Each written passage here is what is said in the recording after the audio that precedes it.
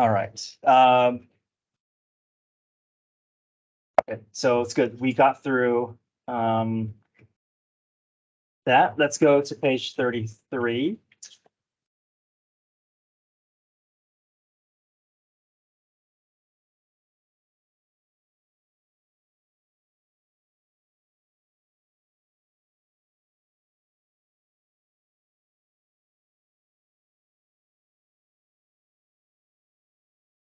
All right, so back to another derivative problem here. It says find Dydx. So page 33.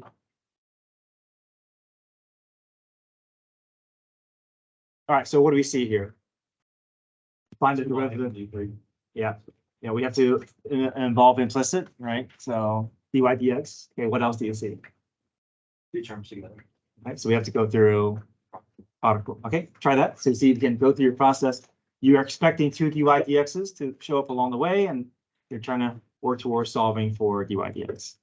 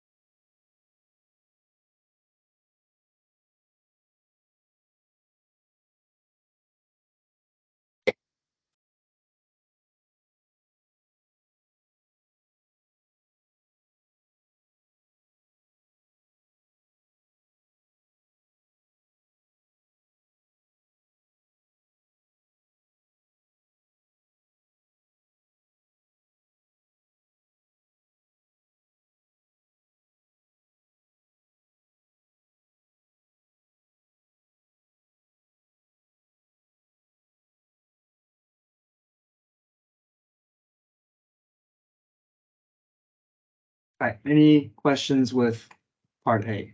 Yeah. When you're like expanding the F's and G's, is it always going to be addition? Product rule is always addition, yeah. Unless there's a minus in front, then you may have to distribute that negative through. Okay.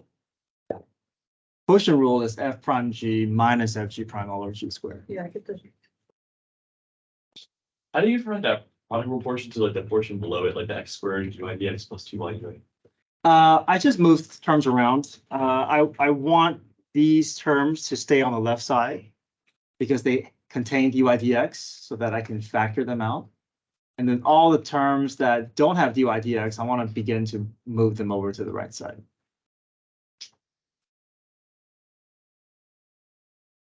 Okay, so 2x like times y goes over to that, right? 2xy goes over to the right side.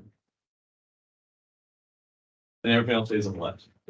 Because, yeah, well, anything that has dydx stays on the left, so I can actually factor it out.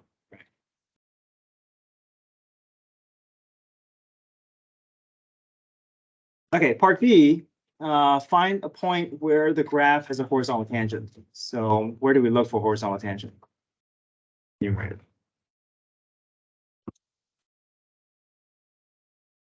Now, this was a little bit more complicated than what you're going to see on the test.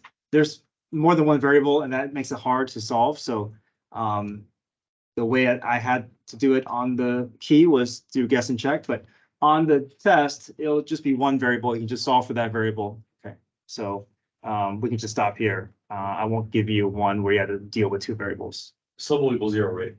Yeah, you're always going to set the numerator equal to 0, right? And then how would you set up to find vertical tangent? Yeah, denominator equal to 0.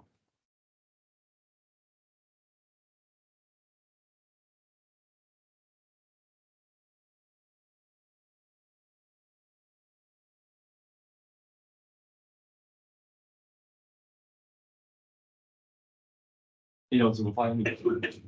Well, it'll be more like number 9 on the previous page, where you set the numerator equal to 0, and it's just one variable that I can solve for. Won't contain two variables. Let's go down to the very bottom of the page here. Number 3, find the derivative. So can you tell by looking at the setup what process is needed? Quotient and chain, right? Quotient and chain. Which one comes first? Chain, right? Chain is there's the outside inside portion that we got to deal with. When we get to the inside, then the quotient rule gets activated. Oops.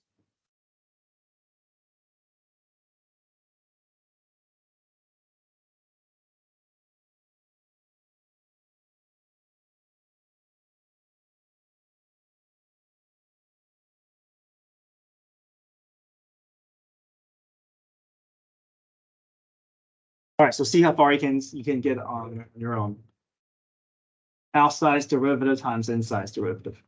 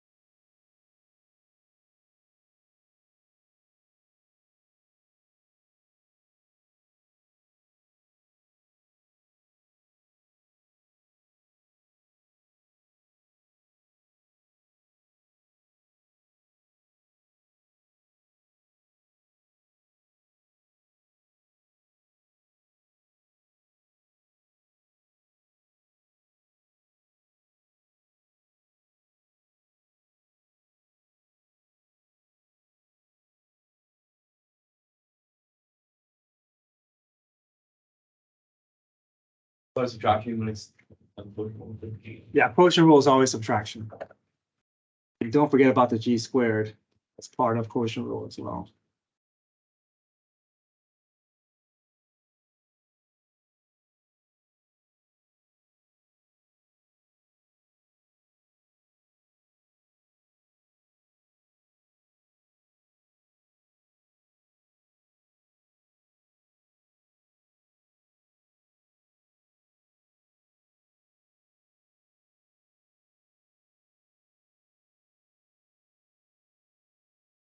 Okay, we're going to do some cleanup. We're going to try to get everything under one fraction.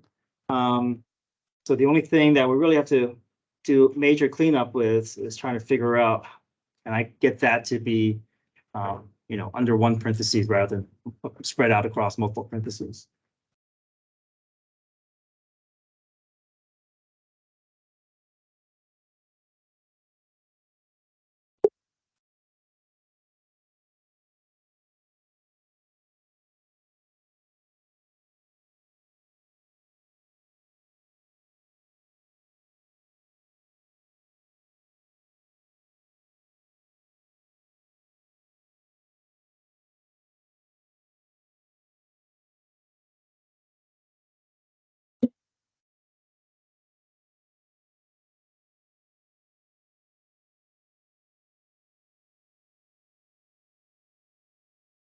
Okay, so I have all the pieces. I'm just trying to put them all in a compacted form in one, under one fraction.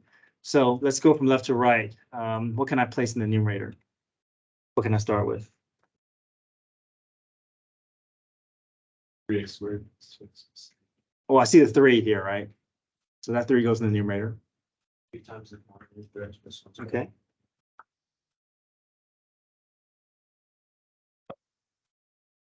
Good. This is the result of me cleaning up the numerator portion of my quotient rule.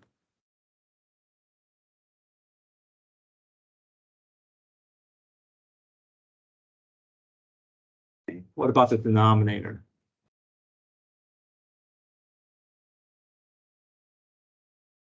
One minus x squared. How many 1 minus x squares do I have? 2. Well, there's 2 here. How many do I have here? 2. It looks like 1, but Yeah. why is it 2? Because I'm squared.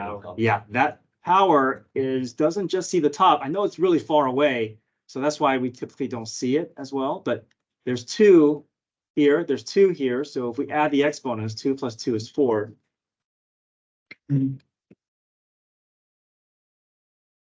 So this is my cleaned up rational form for my derivative. Everything's in parentheses. That is a good setup for things we want to do in the future. So you always like have to like include like the power rule when it's just the outside. Yeah, so you see parentheses cubed.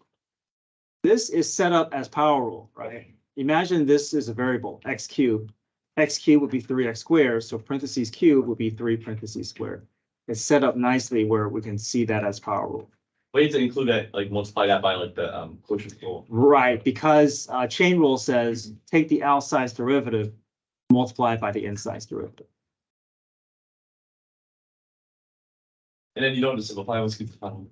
This is good. This is simplified. If you expand it out, then you lose that ability to, yeah. So I want everything in factored form. That's preferred.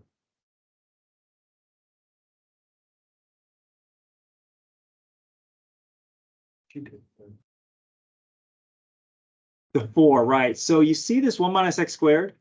You see that how this raised to the second power. So if I step to the side here, it's really 1 minus x squared times 1 minus x squared in the denominator. And if I multiply the same bases, I add exponents. 2 plus 2 equals 4. Did you factor out that 3x squared plus 2x plus 3? Like you wanted?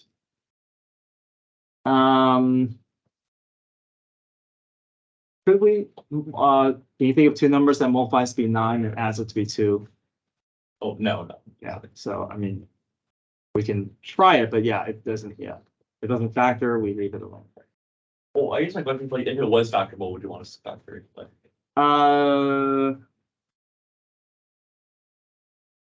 I'm more concerned that you can just get it all into one fraction. If this is not factored, it's okay. I just want this together and I want this cleaned up, at least down to a trinomial. Okay.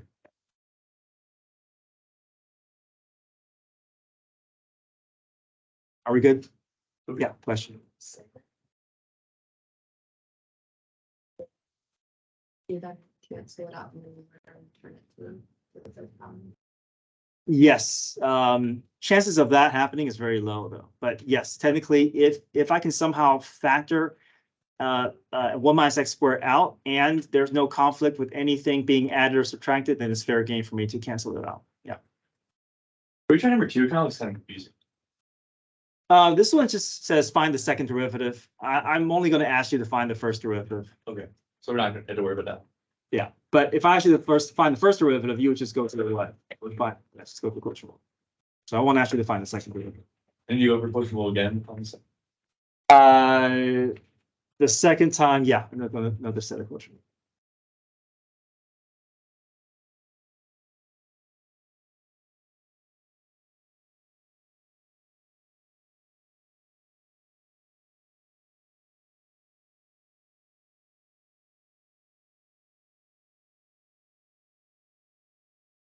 Okay, let's do page 35.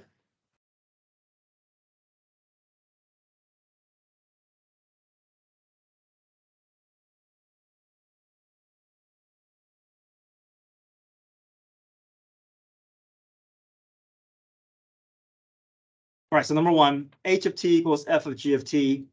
Find h prime of 1. What rule would you go through to find the derivative here? Chain. Okay. Now, can you tell the difference between chain and this one here? This one is what? Product. What's the what's the easy way to tell between chain and product? The brackets. Something else. Oh, there's two different t's in that one. Yeah, if you have two different t's, that means you have two separate functions. If you have one t, that means you have a function within a function. So this is chain rule. This is product rule. All right, so try that. See if you can try number one, set it up. See if you can find the derivative. Start putting information in.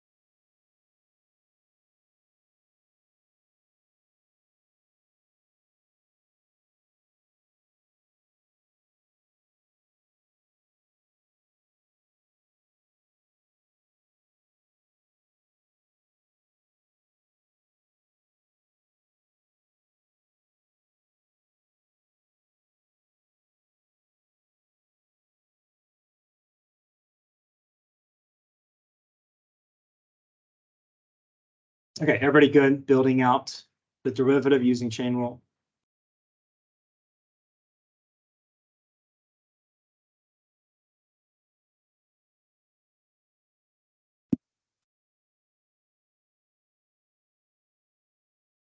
Okay, replace every t with 1.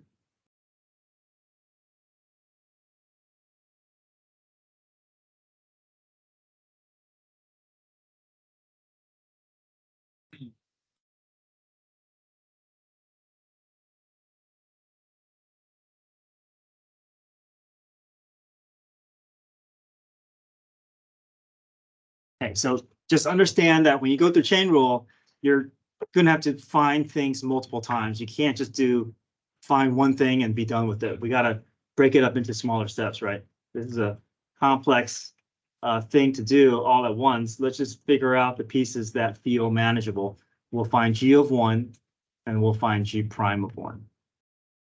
Okay, what's g of 1 equal to? 1. 1. Okay, what's g prime of 1 equal to? -1. G prime of 1. Sorry, you're right. Sorry. Yeah, g of 1. I was looking at 3 here. Yeah, -1. Yeah, slope is -1. Okay.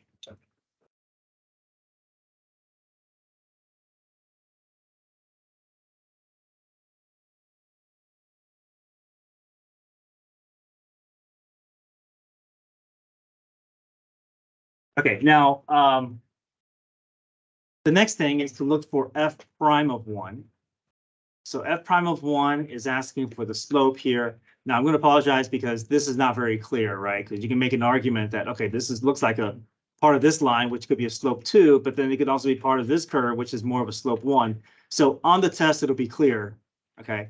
But if for some reason it were unclear, then I will accept multiple answers because you can make argument either way. Right? Could be But- two, right? This, So I said 1, but you could say 2 as well. But on the, that's because this graph is kind of strange, right? It's a straight line with the curve part of it, but on the, test, it'll be nice straight lines. So if you say 2, that's fine. If you say 1, you can make an argument there as well. So either way, it's some positive slope times a -1. They can either say -1 or -2.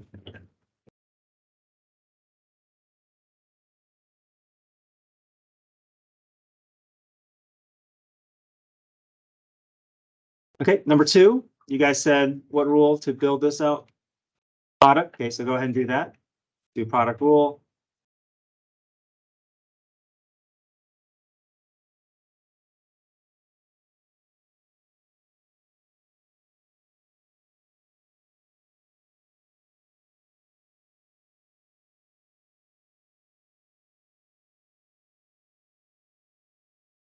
I have a question. Too. Yeah. It's like, how do you know, like, it's like, that T represents the X value is, Oh, right. I just realized like they're, is like T and X aren't the same, like same. Yeah, I meant for these to be the same. I meant for this to be the T. Yeah, so it'll be clear, sorry, Okay. that these are both, let's just assume that they're both independent variables, so the T and X are, I meant for them to be the same. Okay. It has nothing to do with like the velocity ones at all too, right? It's just, No, yeah, this has no bearing on the velocity PPA.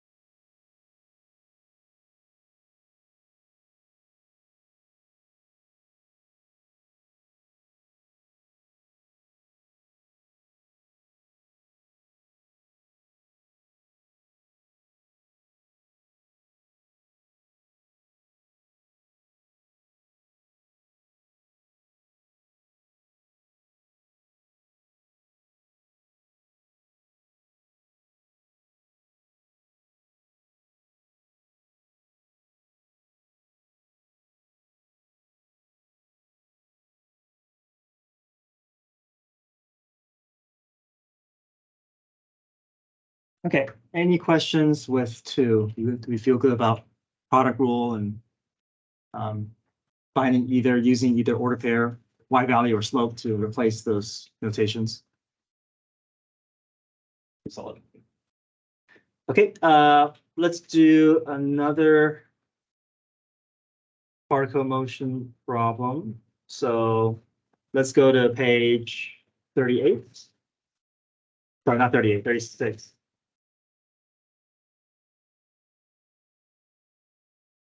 Well, I've never went to start.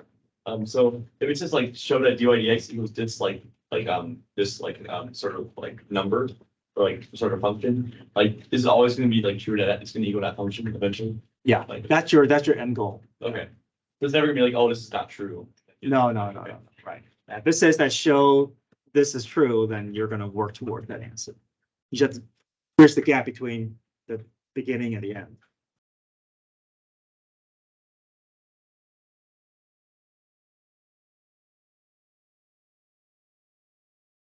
Okay, so very similar to pretty much the same wording as before. We're just doing with a different function. So let's see how we do. Okay, so go through your process. This is the problem, or this is the problem, similar problem that we did, right? So again, if I want to find particle moving left, we first have to find what? Velocity, then set velocity equal to 0, then create your velocity sign line, then populate your velocity sign line, then you can read everything off your velocity sign line. Like before you start these problems, you want to figure out a velocity, like function, the acceleration function. Right? Yeah, yeah. So let's go ahead and build that velocity acceleration.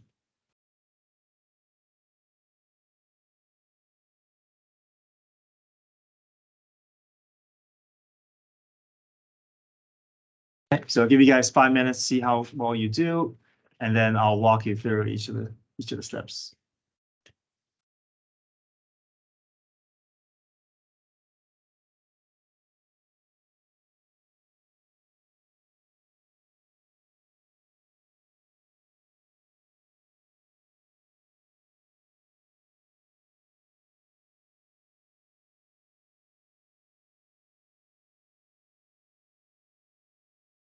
What do you say we do for A? So yeah, a couple of things we have to do before we can get to part A. You want to find your velocity. And you want to set your velocity equal to 0. You want to find your critical points. And then you're going to populate your velocity sign line. Those numbers are, then you're going to test each value. And once you have your velocity sign line populated, then you can read your velocity sign line to see, okay, this interval is moving right, this interval is moving left. Right.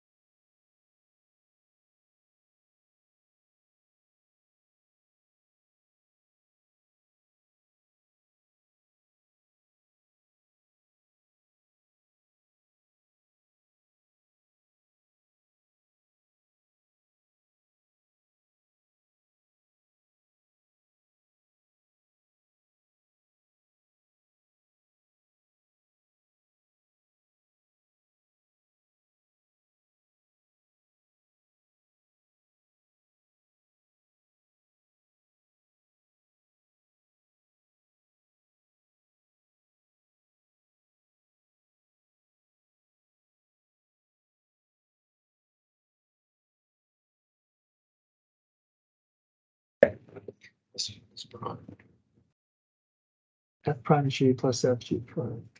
Yep, yep. And check your answer there. Yeah. Mhm. Yeah. Yeah. I think this is gonna be like a quotient. They're just. Yeah, there could be product quotient or change. So yeah, so I feel like if you can go through this, you're going to see all the different varieties. Good. That's right. That's right.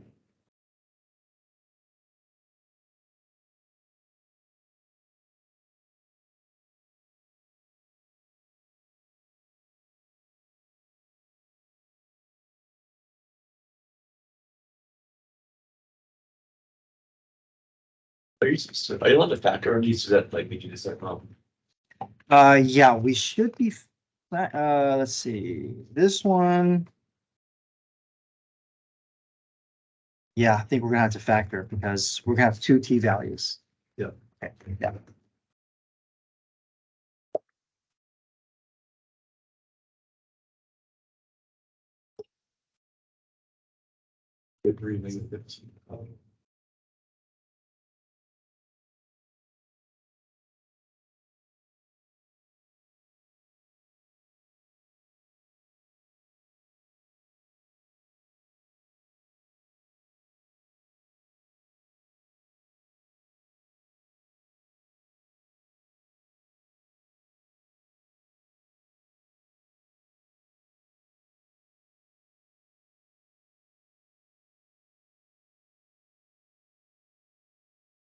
Back to the same, like, it don't matter.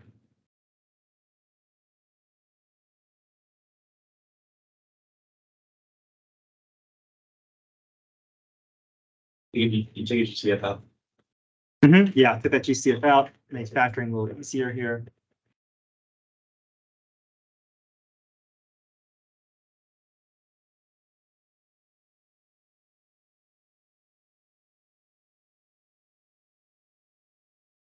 Right, choose values in each subinterval to test against your velocity function. 0, and for t, I get 2 negatives, which means that interval is positive. Plug 2 in, negative and positive, so that's negative. Plug 6 in, positive, positive. So after that, cross off the numbers below. You're not going to use those anymore. It's just to help you with the signs, but then your interval is the 0, 1, 5, and infinity. The left, so it'd be 1 and 5. What's the reasoning? Because velocity is in negative direction. Yeah, so we say less than 0.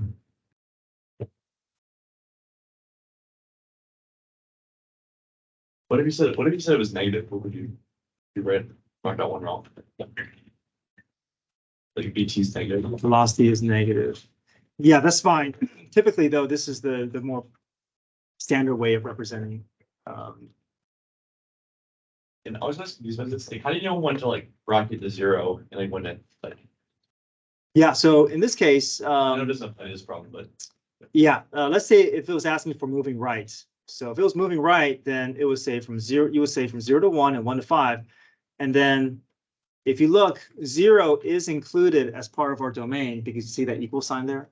So it means I got to test 0, see what's happening at 0. So if I plug 0 in for t, I get a positive value. So that means it's already moving at 0. So that means 0 is part of the domain for moving right. So that means the bracket will be included for 0 for moving right. if it wasn't, it'd be just like right. Yeah, if it wasn't, or if 0 was not included, then you will be parentheses at 0. Okay, is speed increasing, decreasing? What's our strategy there? Find acceleration. Okay, and then what do we do with that? Velocity, general percentage. Compare signs, right? Compare signs. We need signs from both velocity and acceleration. Okay, so acceleration at 2.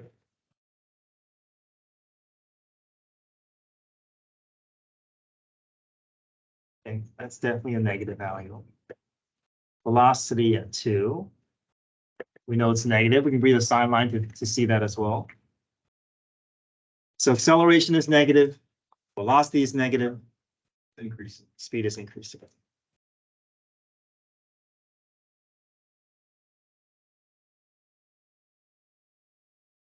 I'm going to ask you to justify your answer because Signs are the same. yeah, well, I want to be more specific. And AP exam also requires that as well. If you say they are the same signs, or the signs are the same, or the graphs have the same signs, you want to be more specific. You want to name what you're referring to. So how can Acceleration is so we say acceleration and velocity have same signs. So we want to practice with our justification and try not to use the word graph, they, it, anything that's vague could is not specific enough. but you just say they have the same signs, that would be just like That's not enough. Right? or like the AT/BT. Yeah, have same signs. That's good. So in the test, you're gonna ask us to explain. Yeah, I'm going to ask you to justify. Yeah. Okay, find the average acceleration on the interval from 0 to 2. What's the formula for average acceleration? It's not one of the functions, it's velocity. Change in velocity over change in time. Because if I ask you what was average velocity, you look at the function above it, right? Change in position over change in time. So same idea. Average acceleration is the change in velocity over the change in time. The one above it.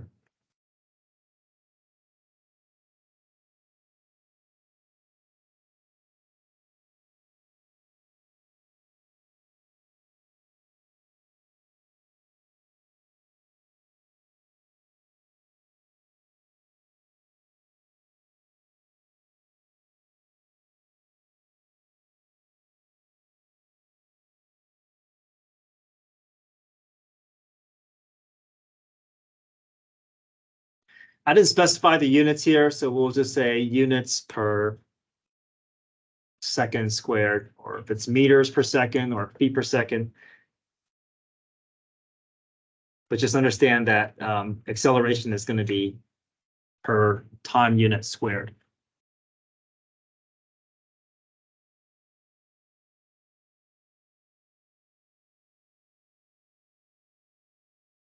Will T usually be seconds too? Depends. Make sure you read your instructions. It could be seconds, could be minutes, could be hours. So if it doesn't specify, then but on the test, I will specify what the units are. But on a problem like A, you don't have to label it, right? No. Seconds. And then yeah, on the test, I will specify if I ask for units, you just make sure you give me the units. Yeah. If I don't ask you for units, then I can't, I won't take all points if you don't have the units. Okay, where's the particle located when the velocity is 0? So first we can find when the velocity is 0. When is velocity 0? T equals. Yep, so take that 1 and 5 and do what? I'm putting it in position. Position.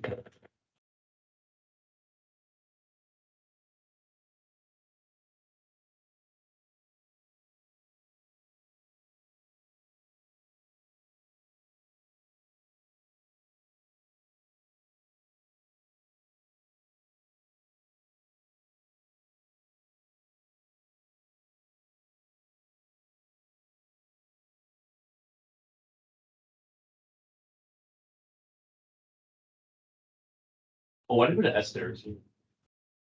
Oh, sorry, X. X is, yeah. I'm so used to position being S. This problem is X.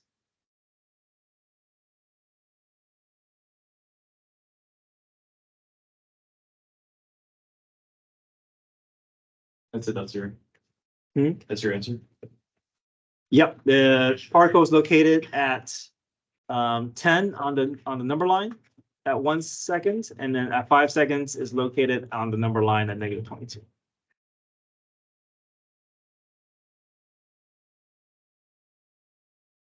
The whole thing equal to 0 rather than plugging. Like, 'cause I thought it meant like 0 equals to. Well, it says, well, there's two things, right? It says where's particle located when the velocity is 0. So we just focus on this moment.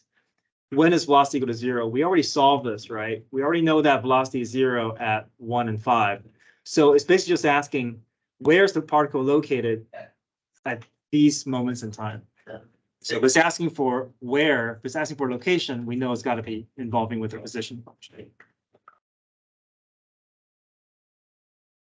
Okay, so next up, displacements. What's our formula for displacement? Opposition minus initial position. Final position minus initial position. Yep, so x sub 3 minus x sub 0.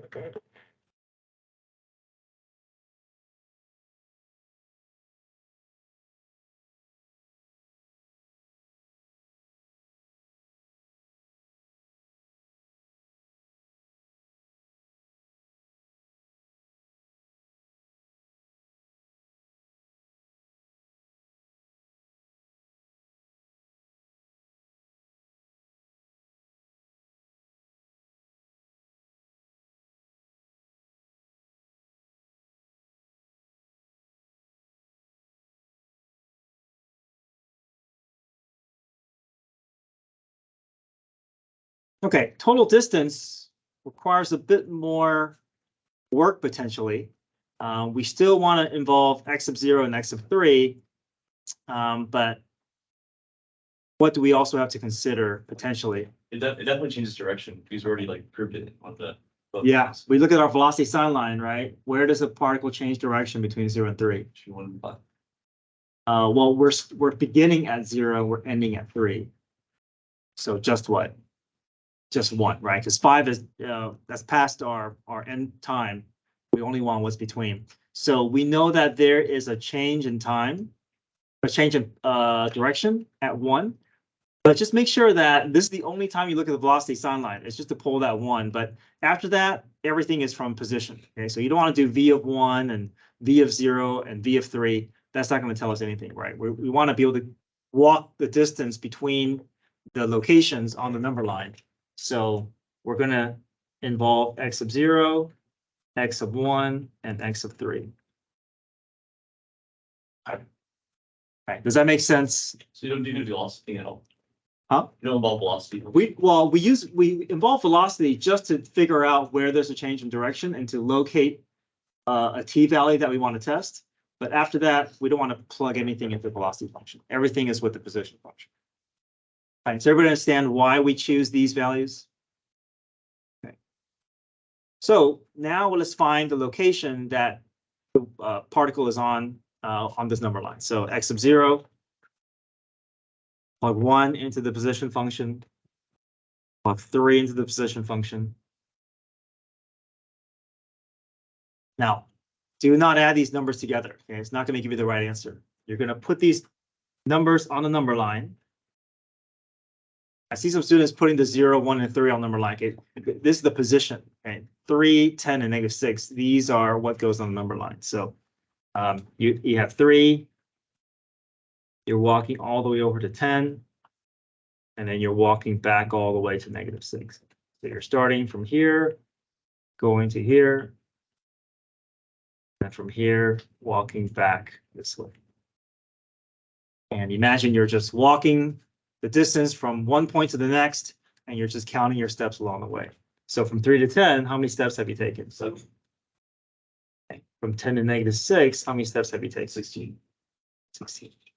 How many steps have you taken in total? 23. That's just how you find total distance. What's the measurement? It doesn't specify, but if it did, you would just put that unit. It's like meters or centimeters or feet. You can also like to find like each like individual like increment of steps. So you just like subtract 10 minus 3 and 10 minus -6 to find like each. Sure, yeah, Yeah. whatever. But typically, yes, I would subtract the numbers. And if you happen to get a negative number, you got to change it to a positive because remember, you're taking steps. Okay, part G, is the velocity increasing or decreasing? What do we look at? Just acceleration, right? Just acceleration.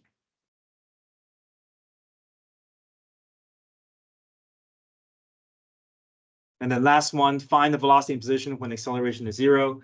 We set acceleration equal to 0. We solve for t, and then we take that t value and plug it into the velocity in position.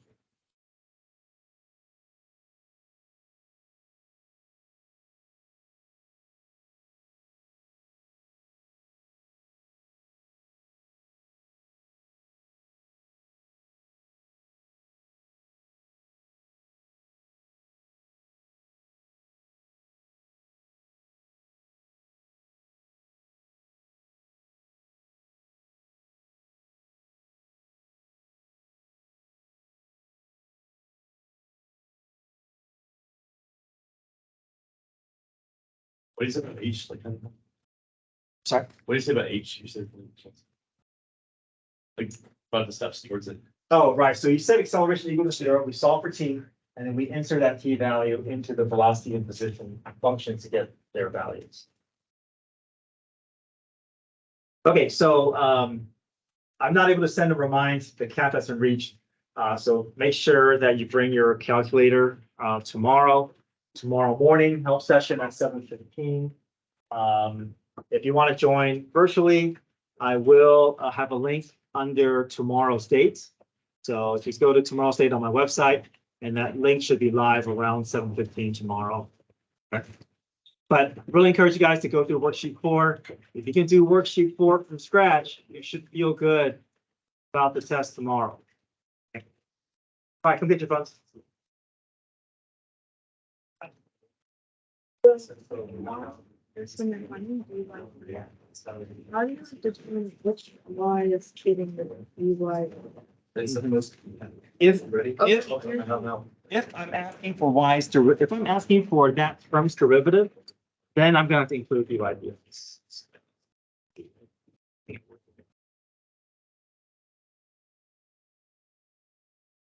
Pretty good.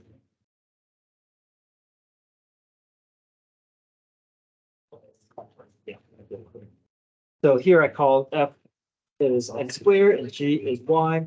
F prime times g plus fg prime. So f prime is this one's derivative, so that's 2x. G is just the original y, no changes. F is x squared. And g prime, I'm asking for y's derivative, so y's derivative is 1. Oh. Yeah. Hey, So, it's S of X, it's like the same thing as like, you need that for position. S of X. Or S of 3. oh, sorry, yeah, I meant for f Oh, to be x, yeah. Okay. I took them so much. Okay. I meant for it to be x of 3. They're both